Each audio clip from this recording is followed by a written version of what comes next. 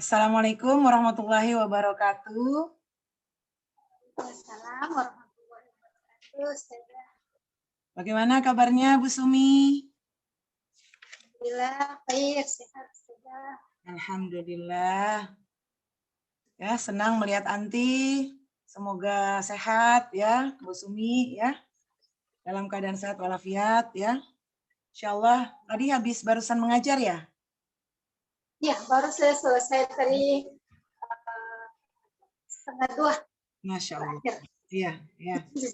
Baik ya, mudah-mudahan Bu Sumi bisa menyediakan waktunya ya. Baik Bu Sumi, bisa mulai ya sekarang ya. Bismillahirrahmanirrahim. Ya, alhamdulillah nahmaduhu wa nasta'inu wa nastaghfiruh wa na'udzu billahi min sururi anfusina wa min sayyiati a'malina. May yahdihillahu fala mudhillalah wa may yudhlil fala hadiyalah. Asyhadu an la ilaha illallah wa asyhadu anna Muhammadan 'abduhu wa rasuluhu amma ba'd. Rabbi shrah li sadri wa yassir li amri wahlul 'uqdatam min lisani yafqahu qawli. Alhamdulillah, Bu Sumi, kita bisa bertemu dalam sesi coaching kali ini. Saya berharap Bu Sumi dalam keadaan sehat, kita semua sehat, alhamdulillah, dihindarkan Allah dari berbagai macam penyakit, ya, dan kita dapat melakukan sesi ini dengan baik, ya. Salam serta salawat semoga tercurah kepada junjungan kita Nabi Muhammad Shallallahu Alaihi Wasallam serta keluarga, para sahabat, tabi'in, dan orang-orang yang mengikuti risalahnya ila yaumil qiyamah. Ya Bu Sumi, mungkin Bu Sumi sudah tahu bahwa kita insya Allah akan melakukan sesi coaching. Bu Sumi bersedia ya? Insya Allah bersedia. Insya Allah bersedia. Ada waktunya insya Allah ya? Ada waktunya. Ya, insya Allah ya. Jadi insya Allah kita akan melakukan sesi coaching selama kurang lebih 30 menit ya. Bisa ya Bu Sumi ya? Ya. Apakah setelah sesi ini, sesi coaching ini, apakah Bu Sumi ada acara yang lain atau kegiatan yang lain yang berdekatan dengan kegiatan sesi coaching kita hari ini? Insya Allah ada Ustazah jam 4 nanti ada siswa yang kesini untuk murojaah, melancarkan kembali juz 30-nya. Untuk nanti insya Allah di sekolah kita ada persiapan untuk haflah 1 juz untuk kelas 1 dan seterusnya Ustazah sampai kelas 6. Iya, jadi kurang lebih dari jam 4 sampai jam 5:30 juga. Oke, baik. Berarti insya Allah masih ada cukup persiapan ya, mungkin sekitar 30 menit ya untuk itu ya. Baik, jadi insya Allah saya juga meminta izin ya untuk mencatat setiap jawaban dari Bu Sumi ya untuk sesi coaching kita. Iya, baik. Bu Sumi, untuk sesi coaching hari ini apa yang kemudian mau Bu Sumi bicarakan? Baik, Ustazah, untuk sesi coaching kali ini sebenarnya Ana lebih mau membicarakan kepada permasalahan yang terjadi di kelas dengan kondisi COVID seperti ini mengenai waktunya, kemudian schedule-nya, dan proses pembelajarannya yang dilakukan setiap hari. Mungkin ini permasalahan ini bukan anak pribadi yang merasakan, tapi anak pikir semua guru di Indonesia mungkin saat ini merasakan yang sama dengan apa yang anak rasakan. Ya kan, anak.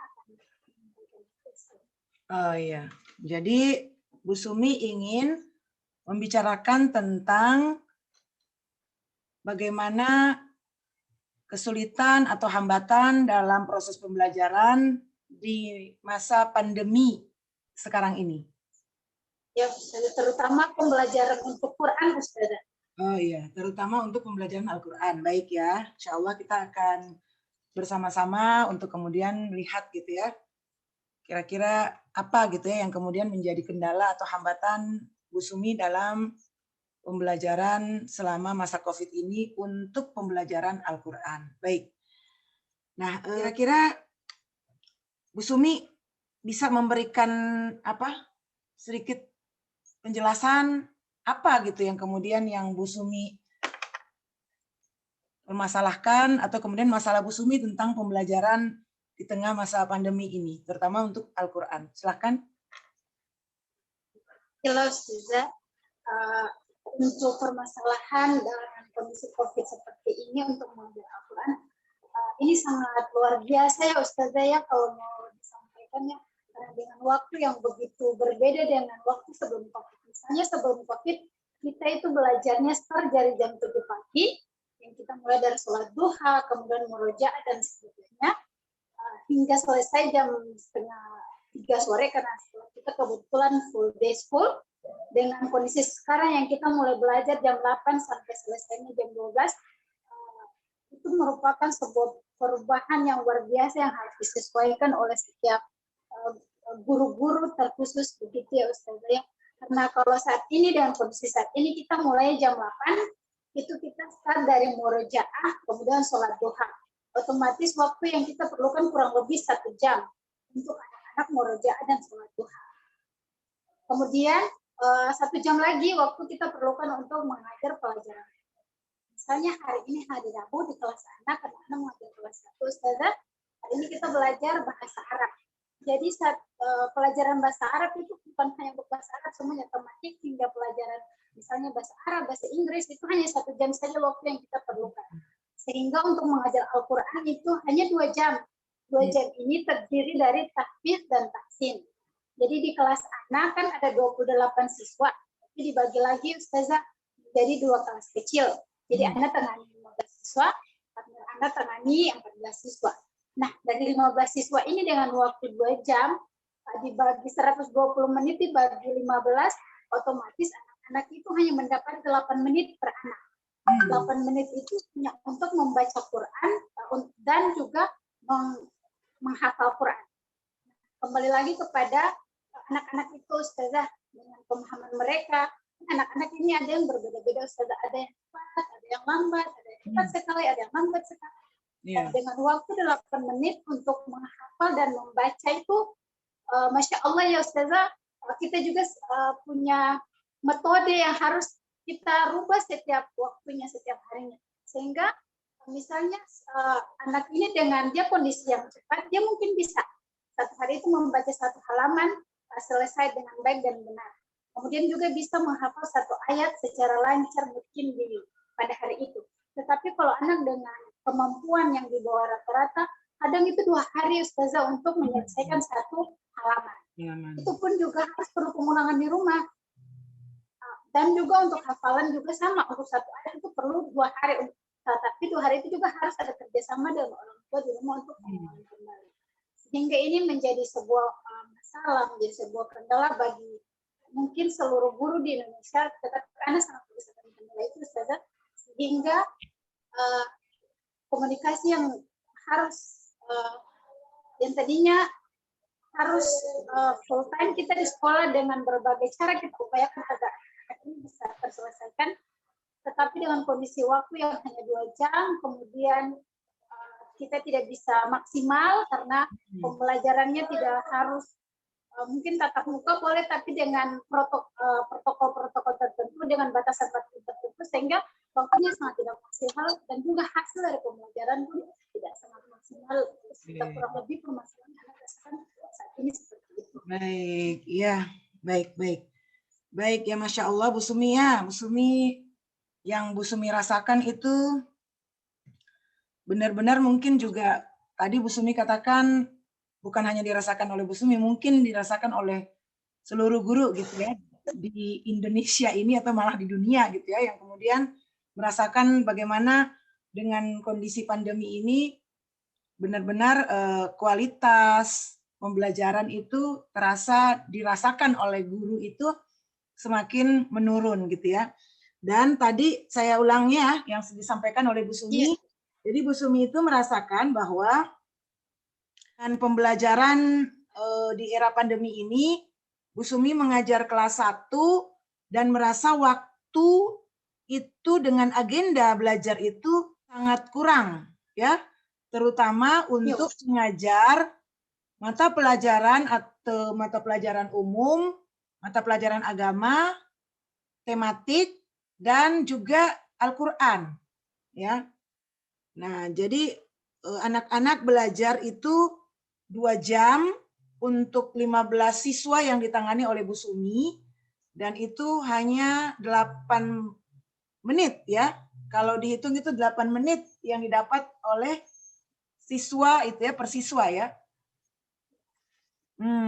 Dan Masya Allah gitu ya, saya melihat Bu Sumi termasuk yang siswa yang guru yang sebenarnya sangat memperhatikan gitu ya, sampai kemudian menghitung detail gitu ya, berapa menit, berapa jam yang kemudian didapat oleh masing-masing anak tersebut ya, saking inginnya agar supaya anak-anak tersebut mendapatkan hasil atau kualitas pembelajaran yang baik ya.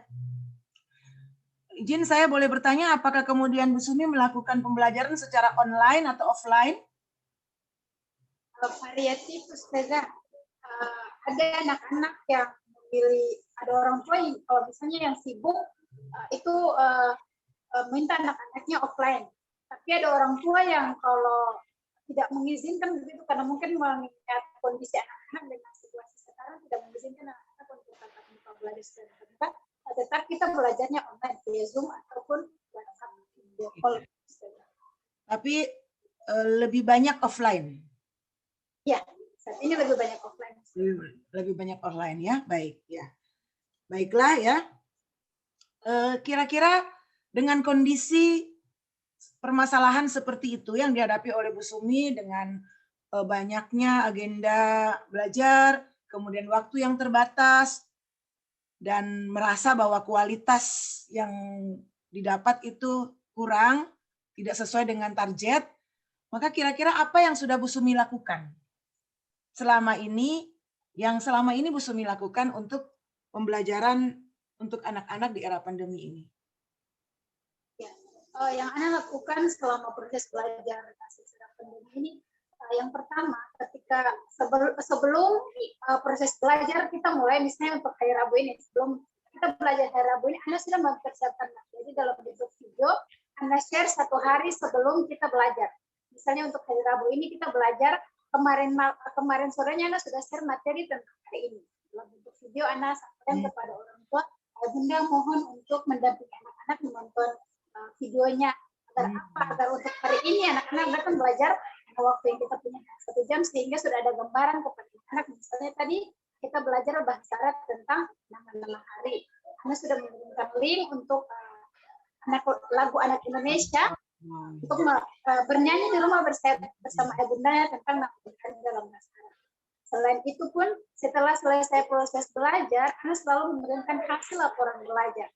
Misalnya ketika hari ini Fatih, misalnya ada salah satu wali murid namanya Sulaiman Al-Fatih Saholit misalnya. Dia saat ini berada di Baca Umi di jilid 3 halaman 25. Sekolahnya hari ini Al-Fajr melancarkan ayat 23 sampai 26. Setiap harinya setelah selesai proses pembelajaran, Ana selalu memberikan kepada orang tua tentang hasil belajar anak-anak hari ini. Sampai di mana batas baca ininya, kemudian sampai di mana batas hafalannya, kemudian perkembangan membacanya seperti apa, kemudian kita mau hitung angka seperti apa. Selalu anak kirimkan setiap hari seperti itu, Ustazah, untuk berkoordinasi dengan orang tua, agar mungkin orang tua juga melakukan pendampingan di rumah dengan anak-anak. Iya, baik. Iya, jadi Masya Allah ya, yang sudah dilakukan oleh Bu Sumi ini, itu adalah beberapa strategi dalam masa pandemi ini. Yang pertama, Bu Sumi sudah melakukan sebelumnya mengirim video pembelajaran yang akan dilakukan pada besok hari. Ya. Nah, kemudian Bu Sumi juga setelah proses pembelajaran, kemudian Bu Sumi juga mengirim laporannya kepada orang tua. Baik itu untuk numerasinya, pengenalan angkanya, kemudian bahasanya, menulisnya, ya, dan perkembangan untuk Al-Qur'annya. Semua dikirim ya, untuk semua anak, 15 anak tersebut. Apakah selama ini semua anak itu mendapatkan selalu ya, semuanya selesai ya dalam mendapatkan pembelajaran pada hari itu? Semua anak terlayani semuanya? Ya, untuk proses belajar selama semua anak terlayani dalam kondisi apapun harus berusaha, karena anak pikir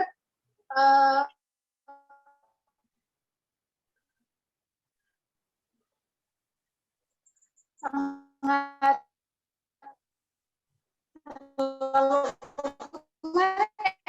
merasa menzolimi mereka begitu. Karena ini kan kewajiban begitu. Karena kalau misalnya tidak tanggung jawab lah begitu. Anak ini datang ke sini dengan punya hak, maksudnya itu hak mereka. Insya Allah selama ini masih semua dikurangkan. Ya, baik, Masya Allah. Ya, baik. Itu semua yang sudah dilakukan oleh Bu Sumi, ya. Jadi mengirim video pembelajaran, mengajarkan kepada anak-anak satu persatu, kemudian memberikan hak setiap anak, kemudian mengirimkan laporan kepada semua orang tuanya, ya. Nah, kira-kira Bu Sumi, kalau kemudian Bu Sumi diminta untuk memberikan poin atau skor untuk semua yang Ibu Sumi sudah lakukan, kira-kira berapa skor yang kemudian Bu Sumi bisa berikan untuk apa yang sudah semua Bu Sumi lakukan dalam pembelajaran kepada anak-anak? Kalau anak pikir 80 saja, Ustazah. Karena memang waktunya sangat tidak maksimal, waktunya sangat tidak maksimal untuk belajar, sehingga tujuan pembelajaran itu tercapai 100%. Jadi kalau skornya itu antara 0 sampai 10 berarti di poin 8 ya? Iya. Ya, 8. Nah, jika kira-kira kemudian Bu Sumi itu bisa melakukan dengan beberapa cara yang berbeda, ya, kira-kira poin berapa, Bu? Bu Sumi yang bisa Bu Sumi capai? Mungkin 90. 90, baik ya, 90. Nah, dari 80 ke 90. Sekarang kira-kira apa saja yang bisa Bu Sumi lakukan untuk kemudian mencapai skor dari 80 ke 90? Cara yang berbeda dari yang sebelumnya Bu Sumi lakukan. Ya, sudah mengingat kondisi COVID seperti ini, jadi misalnya ketika kepada perkembangan Al-Qurannya anak-anak, Ustazah, misalnya hari ini tadi saya Fatih halaman 25 dengan surah Al-Fajr ayat 23 sampai 27 murojaah. Kemudian besok tidak ada perkembangan, masih tetap dengan halaman yang sama dan hafalan yang sama. Kemudian besoknya juga masih sama. Anak langsung menghubungi orang tua yang bersangkutan. Bunda, mohon maaf ini Bang Fatih di rumah, ini ya bagaimana kontrolnya di rumah. Bagaimana proses merujuk Bang Fatih di rumah, Anda selalu berusaha menghubungi orang tua yang bersangkutan. Kemudian juga selain orang tua yang bersangkutan tanyakan, Anda juga menanyakan langsung kepada peserta didiknya. Misalnya, Bang Fatih, mohon maaf, Bang Fatih nggak merujuk di rumah ya? Bang Fatih nggak baca di rumah ya? Bang Fatih di rumah suka ngapain aja? Kan begitu. Iya. Terus juga, di mana harus ada pendampingan juga kepada orang tua, wali murid, sehingga dengan pendampingan itu diharapkan orang tua dapat mendampingi anak-anak untuk belajar Al-Quran terkhusus sesuai dengan metode yang digunakan oleh sekolah. Jadi ada pendampingan kepada orang tua. Itu pun juga sementara proses berjalan untuk pendampingan kepada orang tua, dengan harapan orang tua dapat membina anak-anaknya setelah dari sekolah, mungkin mereka pulang ke rumah membina anak, mungkin sebelumnya mereka punya pengetahuan lebih tentang Quran, bagaimana membacanya, tetapi untuk menyelesaikan nadanya, tajwidnya, makhrajul hurufnya, itu pun ada pendampingan dengan orang tua. Itu biasanya sepekan satu kali saja pada hari Ahad. Kurang lebih upaya yang akan lakukan seperti itu, sehingga tersentuh langsung orang tua juga mendapat kontrol anak-anaknya dengan metode yang sama seperti yang ada di anak-anak belajar di sekolah. Iya, jadi Bu Sumi ini akan melakukan beberapa cara untuk mengatasi hambatan dalam mengajar Al-Quran maupun kemudian hambatan kualitas. Yang tadi Bu Sumi sampaikan adalah ada komunikasi kepada orang tua si anak yang bersangkutan. Kemudian komunikasi dengan si anak sendiri, menanyakan gitu ya, bagaimana kemudian cara belajarnya di rumah. Bagaimana kesenangannya, caranya dia kemudian dia sukai untuk kemudian memurojaah Al-Qur'annya bagaimana, membaca Al-Qur'annya seperti apa di rumah. Kemudian ada satu lagi tadi pendampingan ya. Pendampingan untuk orang tua dalam hal mengajarkan cara mengajar Al-Qur'an kepada orang tua. Jadi orang tua ini menjadi pendamping anak juga di rumah. Begitu ya Bu Sumi ya? Oke. Iya, iya. Masya Allah ya. Jadi itu yang dilakukan. Sekarang kita lihat kira-kira kendala, kalau kemudian itu beberapa cara yang dilakukan tadi, itu yang akan dilakukan, kira-kira apa kendala yang mungkin ya Bu Sumi akan hadapi ketika berupaya untuk melakukan langkah-langkah perbaikan tersebut. Ya, apa kira-kira tantangannya untuk cara-cara yang akan dilakukan oleh Bu Sumi?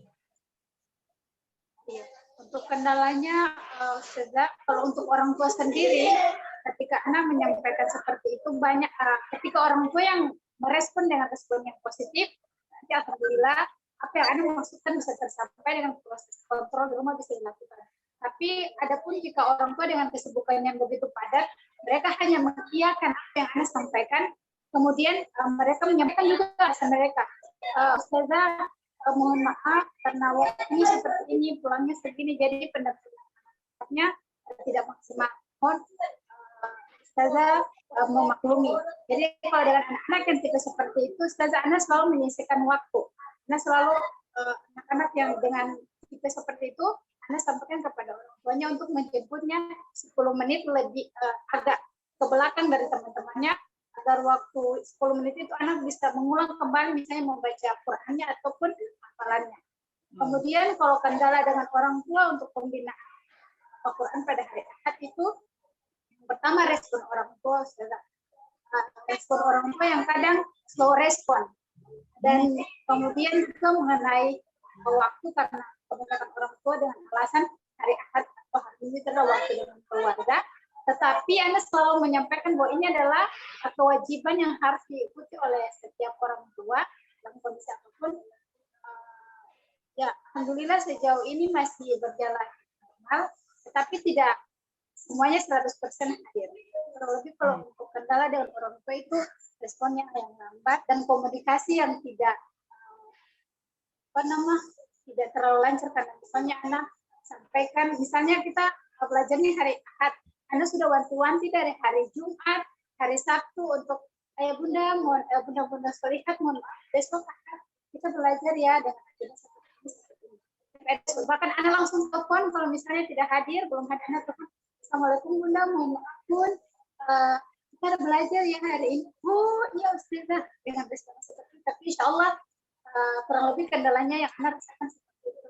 Iya, baik, Masya Allah. Jadi ini kendala yang tadi disampaikan oleh Bu Sumi itu adalah bisa dari orang tua, bisa kemudian dari si anak itu sendiri. Nah, berarti yang dilakukan tadi oleh Bu Sumi itu berarti karena orang tua terkadang slow response, kemudian Bu Sumi akan kemudian mengingatkan kembali akan betapa pentingnya gitu ya, pembinaan untuk orang tua. Kemudian untuk anak, Bu Sumi memberikan waktu lebih lagi gitu ya kepada si anak untuk nanti dijemput agak belakang ya dari teman-temannya. Yang kurang tadi akan diberikan waktu yang lebih lagi. Masya Allah ya.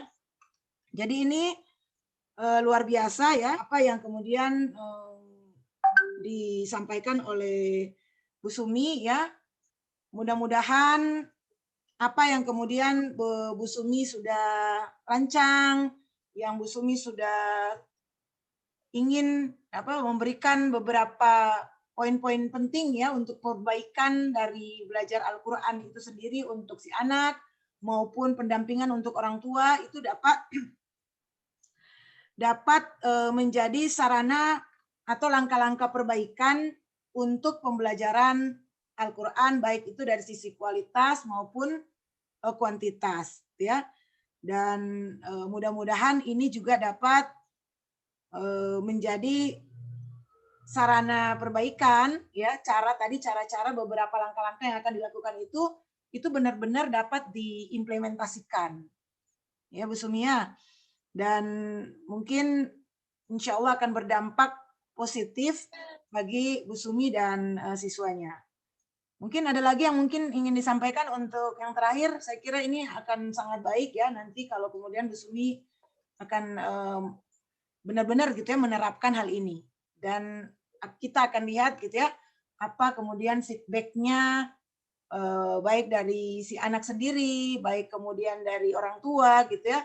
tentang langkah-langkah yang akan Bu Sumi lakukan untuk perbaikan kualitas pembelajaran Al-Quran. Kira-kira ada lagi yang mau disampaikan Bu Sumi untuk yang terakhir? Untuk yang terakhir, Ana harapannya ya Ustazah. Ya. Ya. Harapannya Ana berharap sebenarnya kepada sebenarnya Ustazah, karena kebetulan di kelas Ana nih hampir 50% anak guru. Ya. Berharap respon yang baik, feedback yang baik antara Ana dengan mereka, karena saat ini kondisi saat ini untuk mencapai tujuan pembelajaran yang sesuai dengan yang kita rumuskan waktu PP, rencana pasal kita harus perlu kerjasama yang sangat baik dengan orang tua. Karena kondisi saat ini tidak bisa langsung full time diserahkan sepenuhnya untuk guru. Karena tadi Anda sampaikan juga Ustazah, waktu 2 jam untuk pembelajaran Quran itu sangat tidak maksimal sama sekali. Untuk itu saya mengharapkan sangat fungsi kontrol yang baik dari orang tua, saling memahami, mengerti dalam kondisi saat ini, merespon yang baik ketika ada menyampaikan hal-hal yang berkaitan dengan perkembangan anak. Kemudian juga kalau misalnya anak mungkin pribadi manusiawi ya Ustazah, lupa atau terlambat menginformasikan perkembangan anak, ditanyakan atau terus selalu mengakses materi yang anak selalu sampaikan, kirimkan dalam gambar ataupun video ataupun VN. Kadang-kadang anak kirimkan, anak berharap respon yang baik dari segala pihak, baik itu orang tua,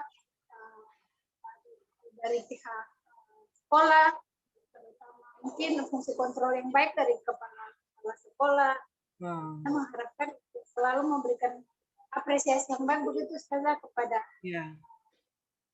guru dan anak-anak dalam proses pembelajaran saat ini. Iya, Masya Allah ya, luar biasa ya. Itu harapan kita semua agar supaya memang pembelajaran di era pandemi ini dengan langkah-langkah yang sudah Bu Sumi lakukan dan akan Bu Sumi lakukan itu benar-benar menjadi solusi ya, menjadi solusi untuk mencapai kesenjangan dalam pembelajaran, kualitas pembelajaran Al-Quran yang selama ini menjadi andalan di sekolah Bu Sumi, dan kemudian benar-benar bisa diimplementasikan, kontrol juga dari orang tua, kontrol juga dari pihak pejabat sekolah, baik itu kepala sekolah ataupun kemudian kurikulum ya. Mudah-mudahan ini juga dapat memberikan impact ya, baik itu kepada guru itu sendiri maupun kepada siswa. Dan insya Allah Bu Sumi dapat mencapai skor 9 ya untuk target ya yang ingin dicapai oleh Bu Sumi. Jazakillah khairan ya Bu Sumi atas kerjasamanya coaching kita hari ini, mudah-mudahan bermanfaat ya. Bu Sumi sudah dapat mengungkapkan apa permasalahannya Bu Sumi, kemudian apa yang kemudian sudah dilakukan, apa yang akan dilakukan, dan kemudian kendala-kendala yang kira-kira akan terjadi gitu ya, akan didapatkan dengan rencana-rencana tersebut dan harapan-harapan Bu Sumi ya. Semoga itu dapat terlaksana dengan baik.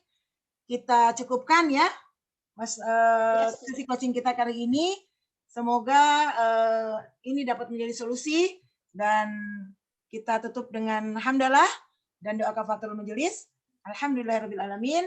Subhanakallahumma bihamdik asyhadu an la ilaha illa anta astaghfiruka wa atubu ilaik.